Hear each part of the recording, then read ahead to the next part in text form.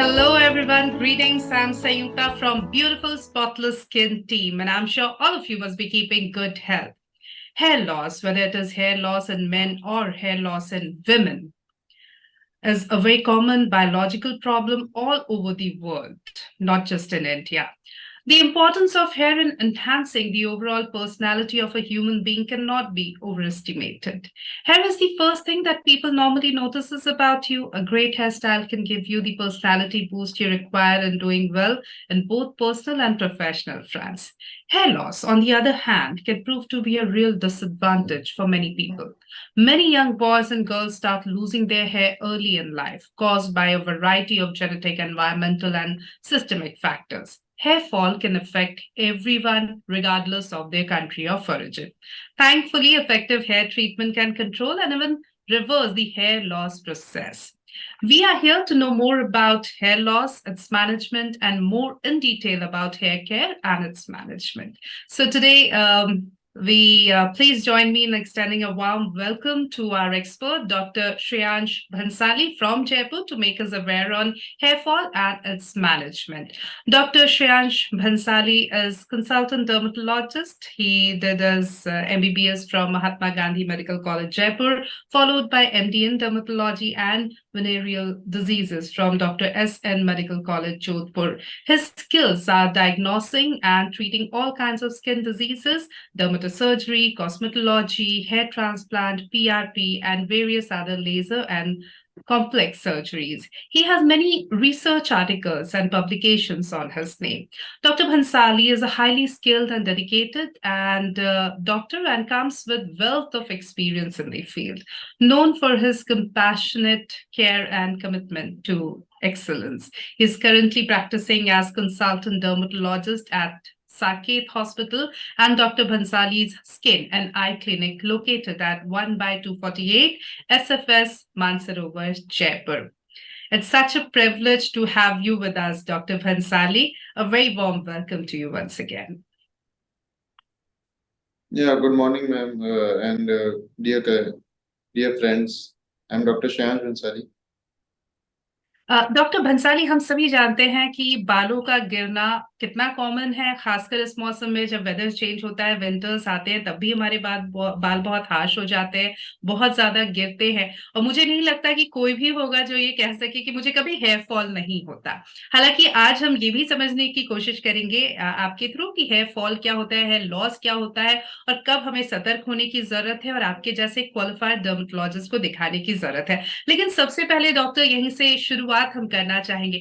आमतौर पर भी हम देखते हैं कि रोज जब हम कॉम्ब करते हैं या हेयर वॉश करते हैं, so there are certain amount of hair fall, right? तो वो क्या है, क्यों होता है? जो यूजुअली हेयर की भी एक साइकिल होती है, जिसमें पहला फेज होता है ग्रोथ फेज और उसके बाद होता है शेडिंग फेज। ये जो शेडिंग फेज है, इसमें नॉर्मल है कि कुछ जो हेयर्स हैं आपके जो आए हुए हैं वो गिरेंगे, तो ये एकदम नॉर्मल होता है। तो अराउंड 50 to 70 स्ट्रैंड्स डेली गिरना भी ऑलमोस्ट नॉर्मल में ही आता है। तो जो कुछ फ्यू हेयर्स गिरेंगे वो नॉर्मल है, वो रूटीन साइकिल का हिस्सा है। वो हेयर्स गिरेंगे, फिर उसकी जगह जो नए हेयर्स आएंगे, तो यही जो होता है। बिल्कुल, तो ये एक हेयर साइकिल है और हर बाल का अपना एक साइकिल होता है, अपनी एक एज होती है, और वो भी गिरते हैं। तो रूटीन में थोड़ा बहुत बाल, जैसा कि आपने कहा कि गिरते हैं, इट्स ओके। लेकिन कब हमें सतर्क होने की जरूरत है, डॉक्टर? और हेयर फॉल और हेयर लॉस में क्या डिफरेंस है?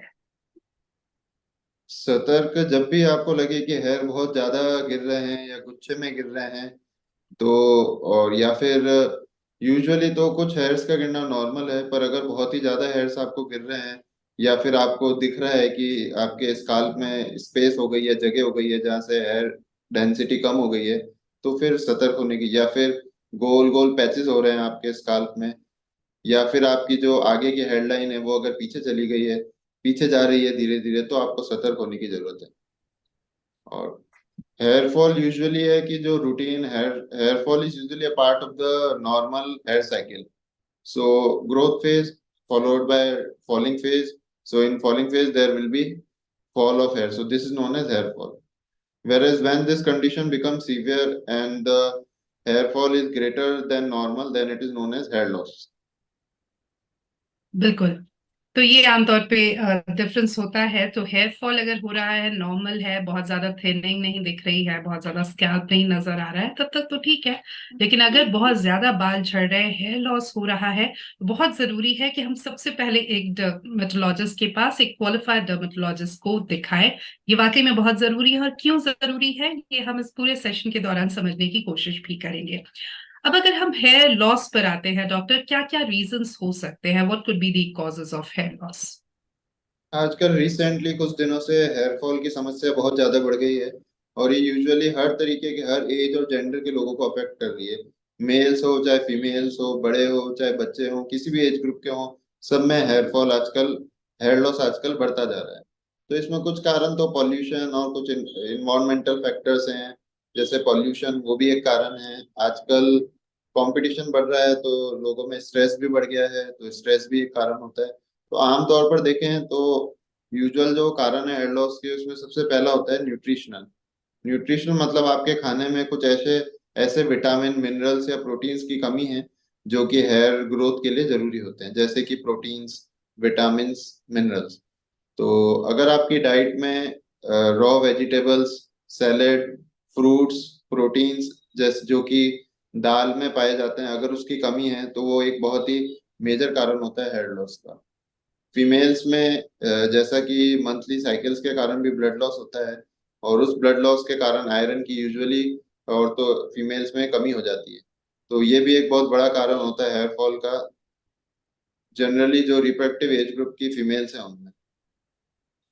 और इसके अलावा जो कारण है वो है स्ट्रेस, क्योंकि आजकल दिनों दिन कंपटीशन भी बढ़ता जा रहा है, और कॉम्पिटिटिव एग्जाम्स के लिए भी लोग प्रिपेयर कर रहे हैं, और जिस तरीके से आजकल कंपटीशन का है, तो उसमें भी एक स्ट्रेस भी एक बहुत बड़ा कारण है। अब स्ट्रेस कोई भी हो सकता है। स्ट्रेस आपके घर में कुछ ऐसी सिचुएशन हो, उसके कारण भी हो सकता है स्ट्रेस। कोई आप एग्जाम ये क्लियर ना कर पा रहे हैं, वो भी एक स्ट्रेस का कारण है।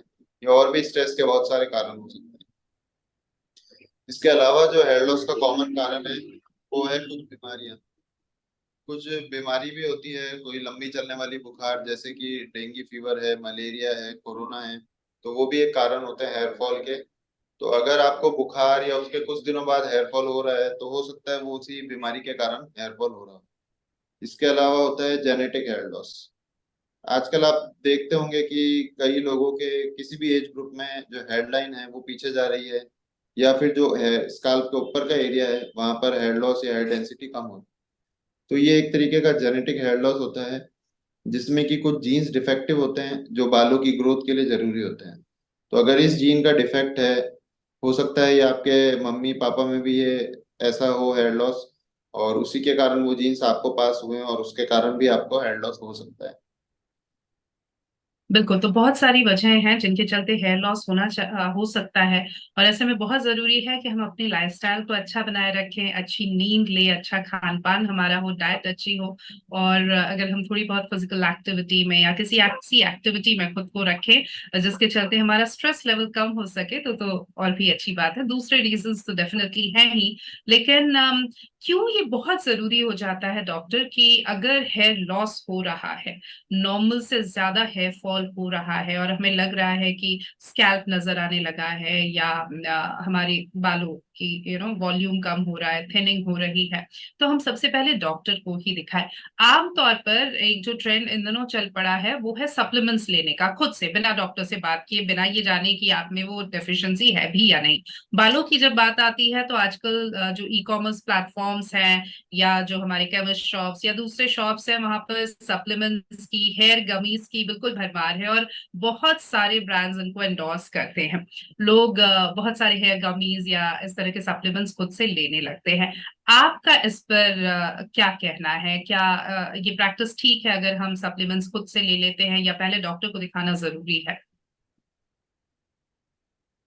आजकल यूट्यूब पे भी आप देखेंगे हर जगह इन वीडियोस की और इन इंफॉर्मेशन की भरमार है कि इस तरीके से आपकी हेयर ग्रोथ होगी, ये लेने से आपकी हेयर ग्रोथ होगी। तो इसमें बेस्ट तो यही है कि आप किसी स्किन डॉक्टर, डर्मेटोलॉजिस्ट को दिखाएं हेयर लॉस के लिए, क्योंकि वहीं से आपको प्रॉपर इलाज मिल पाएगा। अब मार्केट में जो कई चीज अवेलेबल है जैसे गमीज, तो गमीज का शुगर कंटेंट ज्यादा हो सकता है, तो उससे बाद में डायबिटीज की प्रॉब्लम हो सकती है। या फिर अगर आप बिना डॉक्टर की सलाह लिए बाहर से कोई प्रोटीन पाउडर लेते हैं तो उससे आपकी किडनी पे भी फर्क पड़ सकता है, आपके शरीर पे कई सारे दाने निकल सकते हैं, आपकी पीठ, कंधे और कमर पे, और आगे का जो पार्ट है चेस्ट का उस पे भी दाने निकल सकते हैं, और या फिर आपकी किडनी पे भी उससे फर्क पड़ता है। इसके अलावा जो मार्केट में काफी सारी चीजें हैं उसका कईयों का तो कोई अप्रूवल भी नहीं है और कोई रिकमेंडेशंस भी नहीं है उनको लेने की।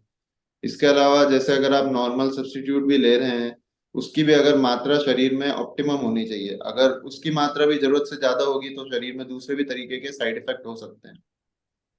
इसके अलावा बिना कारण भी, अगर बिना किसी कारण पता हुए भी अगर आप हेयर लॉस का ट्रीटमेंट ले रहे हैं तो उससे भी हो सकता है कि आपको उन दवाइयों से उतना फर्क भी ना पड़े और वो इतना इफेक्टिव भी ना हो। बिल्कुल।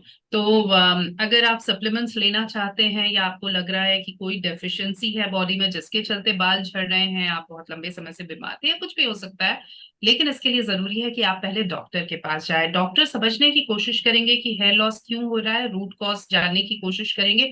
अगर आपको सप्लीमेंट्स की जरूरत है तो वो डॉक्टर सजेस्ट करेंगे। हमें लगता है कि हमारी बॉडी में तो इसकी डेफिशिएंसी होगी ही होगी तो हम लेने लग जाते हैं, लेकिन ऐसा नहीं होता। And as we all know, excess of anything and everything could be bad. तो कई बार हम ज्यादा ले लेते हैं, वो एक्सेस में हो जाता है और वो भी समस्या खड़ी करता है। ऐसे में बहुत जरूरी है कि कुछ भी अगर हम ले रहे हैं सप्लीमेंट्स के तौर पर, उससे पहले डॉक्टर से जरूर इस पर चर्चा करें। ये भी दूसरी आपसे बात जानना चाहेंगे जी, इस पे आप कुछ ऐड करना चाहेंगे डॉक्टर? दूसरी बात इसमें ये भी है कि अगर आप किसी डर्मेटोलॉजिस्ट के पास जाएंगे तो वो आपके और भी बॉडी का चेक करेगा, और भी अगर कोई इन्वेस्टिगेशन उसे लगेगा कि भाई इस चीज की कमी है तो वो ऑर्डर करेंगे। इसके अलावा आपके दूसरे सिम्टम्स भी वो चेक करेंगे, और इस तरीके से पूरी तरीके से जो आपके बालों का हेयर लॉस है उसका कारण पता पता चल पाएगा, और उसी हिसाब से फिर प्रॉपर ट्रीटमेंट हो पाता है। बिल्कुल। कई सारे ऐसे ओवर द काउंटर प्रोडक्ट्स भी मार्केट में हैं जो ये दावा करते हैं कि वो हेयर फॉल रोक सकते हैं। Anti hair fall shampoos, anti hair fall conditioners, anti hair fall serums, anti hair fall hair oils, etcetera etcetera. कई हेयर ऑयल्स भी ये दावा करते हैं कि आप अगर इन तेलों को लगाएंगे तो आपके बाल जो है उगने लगेंगे। इनमें कितनी सच्चाई है डॉक्टर? कितने रिलायबल ये प्रोडक्ट्स होते हैं? तो नॉर्मली अगर आपके बाल झड़ते हैं और आप कोई भी रेमेडी लेते हैं मार्केट में, तो इसमें ये इंश्योर नहीं किया जा सकता कि मार्केट में जो over the counter products available हैं उसमें कितना क्या कंटेंट है, क्योंकि वो कहीं से भी, मोस्टली ये जो अधिकतर प्रोडक्ट्स हैं ये कहीं से भी अप्रूव नहीं है। इस पे ये गलत तरीके से डर्मेटोलॉजिकली टेस्टेड और अप्रूव भी लिख देते हैं। तो इससे ये भी नुकसान, इससे नुकसान होने की चांसेस भी बालों को ज्यादा हो जाती है। और दूसरी बिल्कुल। बात यह है कि इसमें मेडिकेशन जो कि हेयर फॉल के लिए जरूरी है वो किस मात्रा में है, वो है भी या नहीं, वो भी एक बहुत बड़ा क्वेश्चन मार्क है। क्योंकि ये कई लोग जो शैम्पूज आ रहे हैं वो प्रमोट तो करते हैं उसे एज एंटी हेयर फॉल या एंटी डैंड्रफ शैम्पू, पर उसमें वो कंटेंट जो कि इसके ट्रीटमेंट में जरूरत है वो कितनी मात्रा में है, वो भी एक बहुत इंपॉर्टेंट पॉइंट बन जाता है। बिल्कुल। तो ये सब बातों का भी कि एक तरह से बम्बार्डिंग मार्केट में है प्रोडक्ट्स की, खासकर हेयर केयर के नाम पे बहुत सारे प्रोडक्ट्स हैं। मार्केट फ्लडेड है इन प्रोडक्ट्स से। तो उस पर भी जाने से पहले बहुत जरूरी है, अगर आपको हेयर केयर के लिए कोई एडवाइस चाहिए, प्रोडक्ट्स आप कौन से यूज कर सकते हैं, इसमें रिकमेंडेशन चाहिए, तो again you can go and take advice from a qualified dermatologist. बेहतर आपके बालों को समझ के, आपकी कंडीशन को समझ के, हेयर इशू को समझ के आपको वो प्रोडक्ट सजेस्ट कर सकते हैं। एक और चलन और हमारी आजकल, सोसाइटी। और इसके अलावा मैं ये भी ऐड करना चाहूंगा, आजकल जिस तरीके से मार्केट में हाइप बन गई है, ये कंपनी निकाल रही है तो सारी कंपनी उसके देखा देखी वो प्रोडक्ट्स निकाल रही है, पर उसमें जो कारण है हेयर फॉल का वो बहुत पीछे रह जाता है, और हाइप के कारण लोग उसको खरीदते हैं फिर उसको इस्तेमाल करते हैं, भले ही वो आपके काम का हो या नहीं हो हेयर फॉल। बिल्कुल। तो ये भी एक वजह है। और देखिए कितना इन्फ्लुएंस है इन प्रोडक्ट्स का, कि हमारे एक व्यूअर हैं वो भी यही सवाल पूछ रहे हैं कि क्या कोई मेडिकेशन है अवेलेबल मार्केट में मेरे बालों के लिए? मेरे बाल बहुत ही पतले हैं, काले हैं, शॉर्ट हैं। लेकिन अगेन आप भी शायद इनसे यही कहना चाहेंगे डॉक्टर, कि पहले डॉक्टर के पास जाएं। हाँ, बेटर तो यही रहेगा कि आप क्वालिफाइड डर्मेटोलॉजिस्ट की इसमें सलाह लें और फिर ही ट्रीटमेंट लें, क्योंकि बालों का ट्रीटमेंट करने के लिए सबसे जरूरी है एक बार बालों के टेक्सचर, बालों की ग्रोथ, और बाल कहाँ से फॉल हो रहे हैं, किस एरिया से हो रहे हैं, वो इंस्पेक्ट करना भी जरूरी है। तो ये सब देखने के बाद ही पूरा एकदम एग्जैक्ट कारण पता पड़ सकता है हेयर लॉस का, और उसके बाद ही ट्रीटमेंट लेना बेटर है। बिल्कुल। डॉक्टर, हमारी सोसाइटी में अगेन होम रेमेडीज पे लोगों को बहुत भरोसा है। हमारी दादी के नुस्खे, नानी के नुस्खे बहुत काम आते हैं। और बालों में भी हम बहुत कुछ ट्राई करने की कोशिश करते हैं। हेयर फॉल जब होता है तो मेरे ख्याल से हमें से ज्यादातर लोग डॉक्टर के पास बाद में जाते हैं, पहले अपने किचन की तरफ भागते हैं और कोशिश करते हैं कि कुछ तो ऐसा हम एक पेस्ट बना ले, हेयर मास्क बना ले, जिससे हमारे बाल जो है न झड़े और नए बाल आ भी जाए। तो चाहे वो अनियन का पेस्ट हो, अनियन का पानी हो, अनियन सीड का तेल हो, या फिर कड़ी पत्ता हो, दही हो, बहुत सारी चीजें जो हम अपने स्कैल्प पे, अपने बालों पे लगाते हैं। होम रेमेडीज क्या असरदार होती हैं हेयर फॉल में, हेयर लॉस में? आजकल कई मतलब कई तरीके की होम रेमेडीज अवेलेबल है। कुछ इफेक्टिव, ऐसा भी नहीं है कि सारी होम रेमेडीज इनइफेक्टिव है। कुछ होम रेमेडीज भी इफेक्टिव होती है, पर उसके कुछ साइड इफेक्ट भी हो सकते हैं। बालों को नुकसान भी हो सकता है, बाल ज्यादा भी झड़ सकते हैं, और ये चांसेस भी हो सकते हैं कि आपको जहां आपने वो चीज इस्तेमाल की है स्काल्प में, वहां पर आपको एलर्जी और इरिटेशन भी हो सकता है। अगर आप होम रेमेडीज ही चाहते हैं हेयर फॉल के लिए, तो सबसे बेटर है कि आप अपनी डाइट में ग्रीन लीफी वेजिटेबल्स, दाल और ये जो बेसिक नॉर्मल न्यूट्रिशियस डाइट है वो अपन अपनी डाइट में ऐड करें, हेल्दी लाइफस्टाइल रखें। वो सबसे बेस्ट होम रेमेडी है हेयर लॉस की। इसके अलावा कोई भी प्रोडक्ट आप यूज करेंगे तो हो सकता है उसका कुछ फायदा भी हो, पर नुकसान होने की भी चांसेस ज्यादा बन जाती हैं। और फिर उससे हो बिल्कुल। सकता है आपके बालों में इन्फेक्शन हो जाए, फुंसियां हो जाए, या फिर और ज्यादा बाल झड़े, या बाल में चिपचिपापन हो जाए, या बाल रूखे हो जाएं। फिर दो मुंह स्प्लिट एंड्स भी हो सकते हैं इन सब चीजों से। बिल्कुल। तो हो सकता है ये आपको फायदा भी न पहुंचाए, हो सकता है ये आपको नुकसान भी पहुंचाए। तो अगर ये हो सकता वाला जो मार्जिन ऑफ एरर है, से अगर आप कम करना चाहते हैं, तो प्लीज पहले डॉक्टर को दिखा ले, ताकि ये आप समझ जाए कि रूट कॉज क्या है। कुल मिला के बॉटम लाइन यही है कि रूट कॉज क्या है, क्यों हेयर लॉस हो रहा है, ये समझना बहुत जरूरी है, और उसी के हिसाब से आपका ट्रीटमेंट भी तय होता है।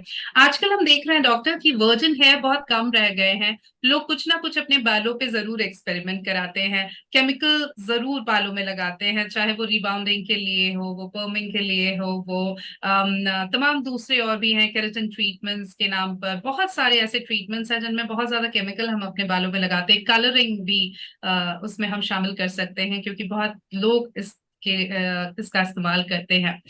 क्या इन केमिकल्स की वजह से भी हेयर फॉल हो सकता है, हेयर लॉस हो सकता है? आजकल कॉस्मेटिक ट्रीटमेंट्स बालों को लेके बहुत सारे बढ़ गए हैं मार्केट में, और काफी सारे सैलून में होने वाले ट्रीटमेंट जैसे केराटिन, रीबाउंडिंग, हेयर कलर, ये बालों को डैमेज भी कर सकते हैं। अब जैसे हीट ट्रीटमेंट होता है बालों का, जो हीट ट्रीटमेंट है उससे बालों के जो हेयर के जो स्ट्रैंड्स होते हैं वो वीक होके उसके टूटने के चांसेस बढ़ जाते हैं, क्योंकि ये हीट सेंसिटिव होते हैं, और हीट इंड्यूस डैमेज बाल हेयर्स को बीच से ब्रेक भी कर सकता है, उनको वीक भी कर सकता है। इसके अलावा काफी सारे केमिकल भी अवेलेबल हैं जो इनिशियली तो थोड़ा इफेक्ट दिखाएंगे, पर बाद में उनके कारण हेयर फॉल और ज्यादा होने लगेगा।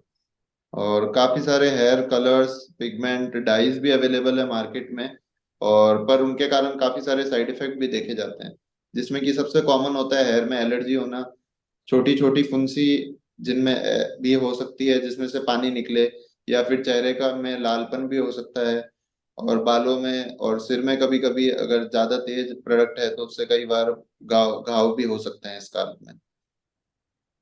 तो ये जो है हीट और केमिकल इंड्यूस डैमेज एक बहुत कॉमन कारण हो रहा है आजकल के दिनों में हेयर लॉस का। और बिल्कुल। कई यंगस्टर्स जो या कई यंगस्टर्स या और बाकी भी जो लोग हैं वो ऑफन आजकल कॉमन आ रहे हैं कि हमने ये डाई या हेयर कलर यूज किया था, उसके बाद हमारे बालों में एलर्जी हो गई है, या फिर केराटिन ट्रीटमेंट के बाद से हमारे हेयर फॉल इंक्रीज हो गया है, या उसमें फिर स्प्लिट एंड्स भी आने लगे हैं। बिल्कुल। डॉक्टर, ये भी आपसे जानना चाहेंगे कि क्योंकि हम यहाँ पर बात कर रहे हैं हेयर लॉस की, और क्या कुछ मैनेजमेंट ऑप्शंस हैं, जब एक पेशेंट आपके पास आता है एक्सेसिव हेयर लॉस लेकर, तो आपने कहा कि सबसे पहले तो डायग्नोस किया जाता है कि रूट कॉज क्या है। तो उसके लिए आप टेस्ट कराते हैं, आपकी बॉडी का भी मतलब अलग अलग टेस्ट होते हैं, जिससे पता चल सके कि क्या कोई डेफिशिएंसी है, क्या कोई बीमारी थी, इन्वेस्टिगेट भी आप करते हैं। इसके बाद लाइन ऑफ ट्रीटमेंट कैसे तय होता है, और क्या क्या ट्रीटमेंट ऑप्शंस अवेलेबल है? सबसे पहले तो जैसे ही कोई पेशेंट क्लिनिक में एंटर करता है तो हमें सबसे पहले उसकी हिस्ट्री लेना बहुत जरूरी है। हिस्ट्री में उसके उसकी हिस्ट्री की, उसको पहले कभी कोई बीमारी हुई हो। सबसे पहले तो आप उसका एज भी जानना जरूरी है, क्योंकि अलग अलग एजेस में हेयर लॉस का कारण अलग अलग होता है। जैसे बच्चों में यूजुअली न्यूट्रिशनल डेफिशिएंसी के कारण हेयर लॉस होता है। फीमेल्स में रिप्रोडक्टिव एज ग्रुप में तो बेसिकली पीरियड्स में जो हीमोग्लोबिन लॉस होता है, आयरन लॉस होता है, उसके कारण भी ये ज्यादा होते हैं। इसके अलावा स्ट्रेस भी कारण है। तो उसके वो किस तरीके का पेशेंट किस तरीके का काम करता है, उसके काम में कितना स्ट्रेस लेवल है, वो सब भी जानना जरूरी है। इसके अलावा हम उसकी डाइटरी हैबिट्स भी पूछेंगे कि वो डाइट में क्या चीजें ज्यादा लेता है, और क्या खाने की चीज ऐसी है जो वो डाइट में नहीं ले रहा है या नहीं खा रहा है। ये सब भी पूछना जरूरी है।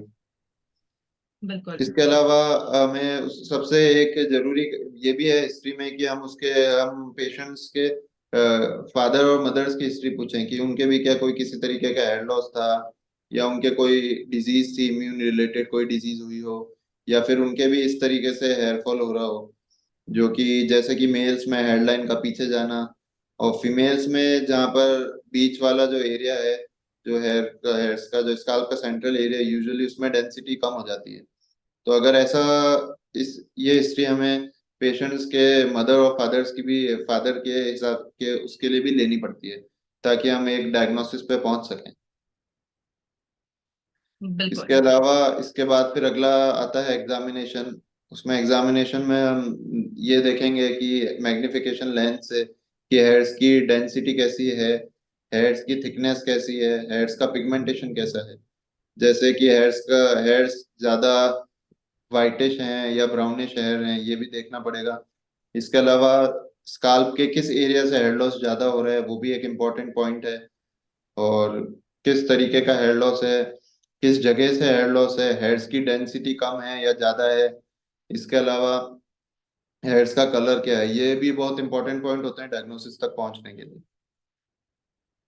इसके बिल्कुल। अलावा पेशेंट की अदर हैबिट जैसे अल्कोहल स्मोकिंग के बारे में भी पूछना जरूरी होता है, क्योंकि वो भी आजकल बहुत कॉमन कॉमन है, हेयर लॉस के लिए रिस्पॉन्सिबल होते हैं।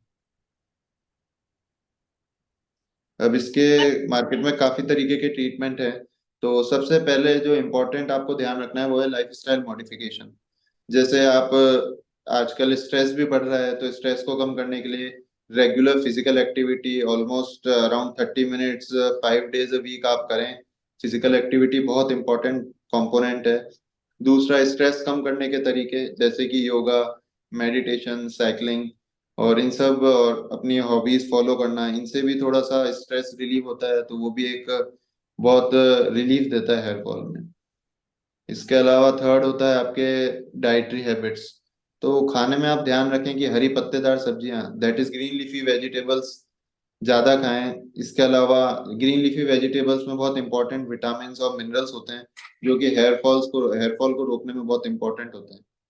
इसके अलावा डाइट में आपको प्रोटीन ज्यादा खाने हैं, जो कि दाल में किडनी बीन्स इनमें, छोलों में, इनमें ज्यादा पाया जाता है। इसके अलावा आप स्प्राउट्स भी खा सकते हैं, वो भी रिच सोर्स है प्रोटीन का। इसके अलावा कर्ड इज इम्पोर्टेंट। कर्ड में होता है calcium, and calcium is also very important for strength of hair. So dietary modifications are most important. So basic है, सबसे फर्स्ट है लाइफ स्टाइल मॉडिफिकेशंस। इसके बाद आता है ट्रीटमेंट, मेडिकल ट्रीटमेंट। अब मेडिकल ट्रीटमेंट में कई तरीके की मेडिसिन है, जो कि ओरली भी हम प्रिस्क्राइब करते हैं और टॉपिकली भी प्रिस्क्राइब करते हैं। कई तरीके की थेरेपीज भी है, जैसे लेजर है, पीआरपी है। तो पर ये इसमें ध्यान रखने की बात है कि जब भी आप हेयर फॉल का ट्रीटमेंट लें, तो आप ये उम्मीद ना करें कि एकदम से आपके हेयर फॉल में फर्क आएगा। हेयर फॉल का ट्रीटमेंट लंबा चलेगा, क्योंकि हेयर्स की जो ग्रोथ है वो बहुत स्लो होती है। तो जब भी आप ट्रीटमेंट लेंगे तो आपको ये जरूरी है कि आप रेगुलर ट्रीटमेंट इंश्योर करें। उसी से हेयर्स में लॉन्ग लास्टिंग इफेक्ट आ सकता है। तो उसमें कई सारी मेडिसिन आती है जो ओरली लेते हैं, जिसमें कई तरीके के सब्स्टिट्यूट्स भी होते हैं, और कुछ मेडिसिन ऐसी भी आती है जो हेयर फॉल होने से भी रोकती है। वो सब है इसमें। इसके अलावा आते हैं लगाने की भी कई सारे मेडिसिन हैं, जो कि आपको टॉपिकली अप्लाई करने होते हैं स्काल्प पे। और वो हेयर ग्रोथ प्रमोट करते हैं। इसके अलावा आगे जाएं तो कॉस्मेटिक प्रोसीजर्स भी अवेलेबल हैं, जैसे पीआरपी और ग्रोथ फैक्टर थेरेपी। ये सब है जिसमें पीआरपी और ग्रोथ फैक्टर थेरेपी ऐसी थेरेपी होती है जिसमें हम आपका ही ब्लड लेते हैं, उसको थोड़ा सा मेडिसिन ऐड करके उसको हाई स्पीड पे रोटेट करके उससे एक सीरम टाइप बनाते हैं, और वो सीरम के इंजेक्शंस फिर आपके स्काल्प में लगते हैं जो कि हेयर ग्रोथ को प्रमोट करते हैं। इसके अलावा जिनमें बहुत ज्यादा हेयर लॉस हो गया है उनके लिए विक्स भी अवेलेबल है। और but the best treatment will always remain hair transplant, in which आपके जो स्काल्प के पीछे के जो हेयर हैं, पीछे वाले एरिया के हेयर हैं, वो हम लेके उसको आगे ट्रांसप्लांट करते हैं आगे वाले हेयर लॉस के एरिया में। तो ये सब ट्रीटमेंट्स अवेलेबल हैं। बिल्कुल, तो लाइफस्टाइल मॉडिफिकेशन तो है ही, साथ ही साथ मेडिकल, ओरल, टॉपिकल, इसके अलावा सर्जिकल, नॉन सर्जिकल, ये ऑप्शंस भी अवेलेबल हैं। हमारी एक व्यूअर है कीर्ति कपूर, उनका सवाल है कि अगर बहुत ज्यादा हेयर फॉल हो रहा हो तो क्या रीग्रोथ पॉसिबल है? कीर्ति जी, अगर आपके बहुत ज्यादा हेयरफॉल हो रहा है तो रीग्रोथ भी पॉसिबल है, पर वो डिपेंड करेगा कि आपके हेयरफॉल किस तरीके का है। अगर जेनेटिक हेयर लॉस है और जिस एरिया से आपके हेयर फॉल हो रहे हैं वहां अगर आपके हेयर रूट्स ही नहीं है तो उनका आना फिर मुश्किल होता है, वो सिर्फ हेयर ट्रांसप्लांट से आता है। पर अगर हेयर रूट्स प्रेजेंट है तो काफी चांसेस है कि आपकी हेयर ग्रोथ वापस होगी। पर आप किसी डर्मेटोलॉजिस्ट को दिखाएं, उससे प्रॉपर सलाह लें, पूरा ट्रीटमेंट लें, तो बेशक फर्क तो पड़ेगा आपके हेयर फॉल में। बिल्कुल। हमारे साथ राहुल बत्सवार भी है, उनका सवाल है कि क्या हार्मोनल इम्बैलेंस की वजह से भी हेयर लॉस हो सकता है, और अगर हो सकता है तो किस तरह से ट्रीट होता है? Hello Rahul ji, hormonal imbalance से यूजुअली जो कॉज होता है hormonal hair loss due to hormonal imbalance, वो यूजुअली फीमेल्स में ज्यादा होता है। यूजुअली फीमेल्स में ज्यादा होता है, जिनमें अगर कोई उनको अगर प्रॉब्लम है, कुछ ओवेरियन प्रॉब्लम है जिससे कुछ हॉर्मोन्स निकलते हैं, उससे भी हेयर लॉस हो सकता है। तो यूजुअली जो हार्मोनल कारण है वो फीमेल्स में ज्यादा कॉमन होता है हेयर लॉस का। और इसी वजह से शायद हम देखते हैं कि प्रेगनेंसी के बाद पोस्टपार्टम बहुत ज्यादा हेयर फॉल होता है, या मेनोपॉज के टाइम पे भी बहुत ज्यादा हेयर फॉल होता है। तो ये रीजंस उन्हीं के चलते होगा, right? Right. Okay. Doctor, dandruff पर भी हम बात करना चाहेंगे। डैंड्रफ भी अगेन बहुत कॉमन है, विंटर्स में बहुत लोग परेशान होते हैं डैंड्रफ को लेकर। तो किस तरह से डैंड्रफ का ट्रीटमेंट होना चाहिए, और क्या करना चाहिए, क्या नहीं करना चाहिए? बेसिकली डैंड्रफ जो है वो स्काल्प स्किन के फ्लेक्स हैं। जैसे जैसे स्किन की ग्रोथ होती है और नई सेल्स आती है, जो ओल्ड सेल्स होती है स्किन के ऊपर की वो शेड होती है, तो ये नॉर्मल रूटीन प्रोसेस है। और ये जो है स्कैल्प की स्किन शेड हो रही है, यही बेसिकली डैंड्रफ है। तो ये डैंड्रफ एक अम्ब्रेला टर्म है जिसके अंदर काफी कंडीशंस आती है। तो it may be due to dryness of scalp. जैसे अगर अभी विंटर्स है, विंटर्स में स्काल्प ड्राई हो रही है, तो जो हेयर शेडिंग भी ज्यादा होगी, और वो उसके फ्लेक्स आपको विजिबल होंगे। इसके अलावा हो सकता है अंडरलाइंग फंगल इन्फेक्शन भी हो सकता है। फंगल इन्फेक्शन भी एक बहुत इंपॉर्टेंट कॉज होता है हेयर लॉस का। इसके अलावा हो सकता है कुछ आप प्रोडक्ट्स अप्लाई कर रहे हो, उससे भी स्किन खराब होके वो भी शेड ऑफ हो सकती है। जी। एक बहुत आम प्रैक्टिस है, हम अपने बालों में बहुत सारा तेल लगाते हैं, रात भर रखते हैं, और डैंड्रफ होता है तो हमें लगता है तेल लगाना ही एकमात्र ऑप्शन है जिसके चलते हमारा डैंड्रफ जो है वो ठीक हो सकता है। तो क्या ये सही है, हमें तेल लगाना चाहिए खास तौर पे अगर डैंड्रफ हो? अगर basically the root cause of dandruff का अगर ड्राइनेस है तो हाँ, उससे ऑयल से थोड़ा इम्प्रूवमेंट आ सकता है। पर अगर फंगल इन्फेक्शन है, जैसा कि आमतौर पे देखा जाता है, तो फंगल इन्फेक्शन जो है वो ऑयल से भी बढ़ भी सकता है। अच्छा। तो इसलिए हम्म। अगेन जरूरी है कि अगर डैंड्रफ है तो हम डॉक्टर के पास हाँ। जाएं, डॉक्टर को दिखाएं। डैंड्रफ कम करने के दावे वाले भी बहुत सारे प्रोडक्ट्स हैं, anti dandruff shampoo, anti dandruff condition, इनका इस्तेमाल किया जा सकता है डॉक्टर, या डॉक्टर से ही पहले सलाह लें? बेसिकली मार्केट्स में काफी सारे एंटी डैंड्रफ शैम्पूज अवेलेबल हैं। पर अब उसमें ये भी देखना जरूरी है कि उसमें वाकई में जो डैंड्रफ को खत्म करने के लिए जो केमिकल्स होते हैं, जो मेडिसिन होती है, वो उसमें है भी या नहीं। या हो सकता है सिर्फ एक मार्केटिंग गिमिक भी हो, हम्म। just based on the hype around the hair products available.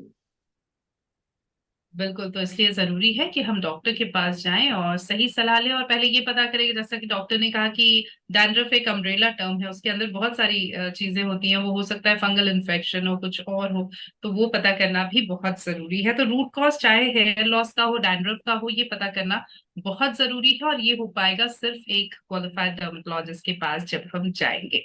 हम इतनी बातें कर रहे हैं हमारे बालों को लेकर, और ये जो मौसम है डॉक्टर, बाल बहुत ज्यादा फ्रिजी, बहुत ज्यादा ड्राई महसूस होते हैं, और ऐसे में क्या करें? कई बार तो बहुत ज्यादा स्टैटिक फ्रिक्शन भी बनता है, और समझ में नहीं आता कि बालों को किस तरह से मैनेज करें। तो कोई टिप जो आप देना चाहे हेयर केयर के लिए, स्पेशली इस वेदर में? हेयर केयर में इस सीजन में सबसे इम्पोर्टेंट हेयर टिप वो है आपकी लाइफ स्टाइल चेंजेस, और उसमें भी सबसे इम्पोर्टेंट डाइटरी हैबिट्स। तो आप अपनी डाइट में ग्रीन लीफी वेजिटेबल्स और जो प्रोटीन्स, कर्ड, ये सब आप अपनी डाइट में इंक्रीज करें। इसके अलावा ऐसे हार्मफुल केमिकल वाले शैम्पू भी अवॉइड करें, क्योंकि जो शैम्पूज हैं उससे कईयों से हेयर में ड्राइनेस होकर परमानेंट डैमेज भी हो सकता है। तो उसमें ये जरूरी है कि आप एक डर्मेटोलॉजिस्ट रिकमेंडेड शैम्पू ही यूज करें।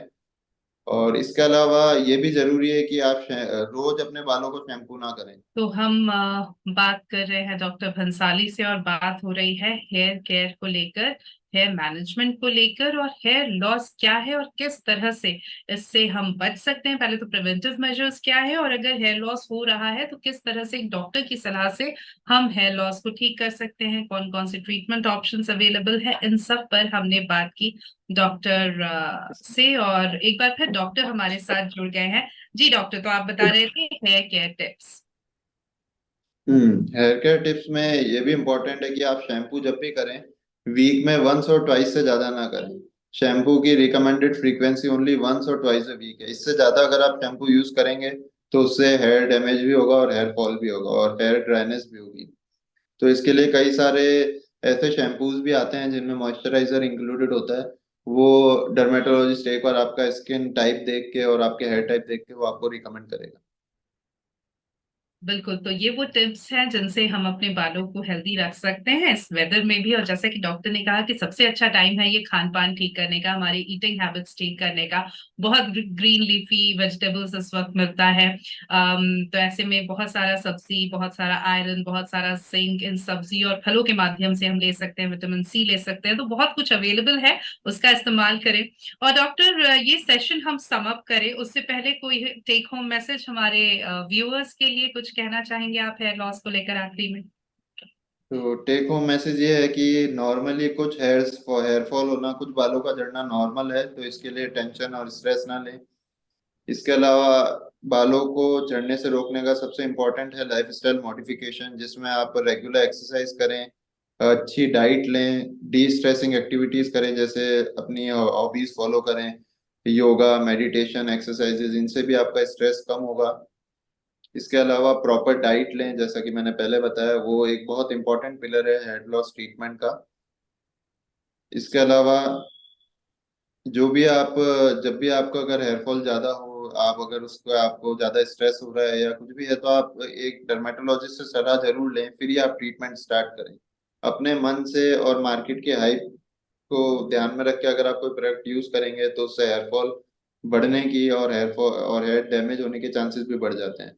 तो हमेशा क्वालिफाइड डर्मेटोलॉजिस्ट से आप ट्रीटमेंट लें जब भी आपके हेयरफॉल हो। बिल्कुल, तो ये बहुत जरूरी है कि हम सही एक्सपर्ट के पास जाएं, और इस केस में एक्सपर्ट हैं क्वालिफाइड डर्मेटोलॉजिस्ट, और उनकी सलाह लें, ये वाकई में जरूरी है। बहुत बहुत धन्यवाद आपका डॉक्टर, और बहुत अच्छी बातचीत आपसे हुई, और काफी इंफॉर्मेटिव सेशन ये रहा हमारे व्यूअर्स के लिए। Thank you very much. Thank you very much.